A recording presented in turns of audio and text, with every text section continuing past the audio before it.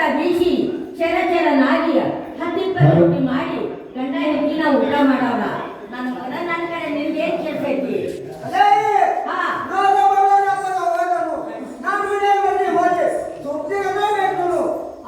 ನನ್ನ ಮಗನ ನೀ ನೋಡಿದ್ರೆ ಅಪ್ಪಾಟ್ ಹೋಗವ, ನಿನ್ನ ಮನೆಯನ್ನ ಸೊಪ್ತಿ ಇದ್ರೆ ನನಗಾದ್ರೆ ನೀ ಏನ್ ಕೊಡ್ತೀನೋ ನನ್ನ ಮಗನ?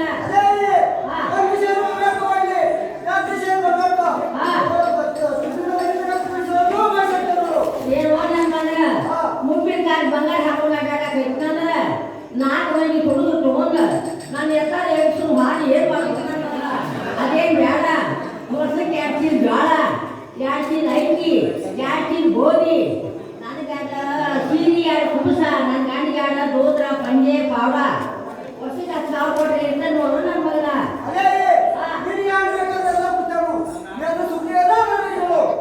ಆಯ್ತು ಮಗನ, ಇಂಥ ಕರೆ ಬರ್ಕೊಟ್ಟಾವ ಅಂದ್ರೆ ಯಾಕೆ ನೋಡು ನನ್ನ ಮಗನ? ಅಂದ್ರೆ ಒಂದ್ರೆ ಯಾಕಂದ್ರೆ ನೀನು ಮುಂದಾಗಲಿಲ್ಲ. ನನ್ನ ಮನೆ ಜನ್ಮನ ನೋಡ್ತಾನು, ನಿನ್ನ ಮನೆ ಜನ್ಮನ ನೋಡ್ತಾನು ನನ್ನ ಮಗನ.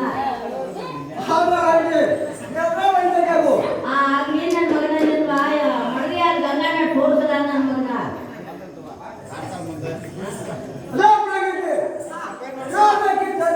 ಹೌದು ಪ್ರಿಯ,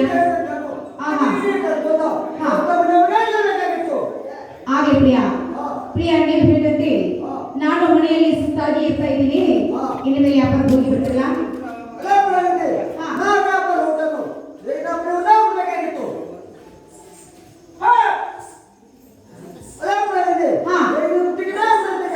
ಹಾಗೆ ಪ್ರಿಯ ಬುದ್ಧಿಯನ್ನು ಕಟ್ಟಿ ಕೊಡ್ಬೇಕಲ್ಲ ಪ್ರಿಯ, ಹೇಳ್ತೀನಿ ಕೇಳೋತರ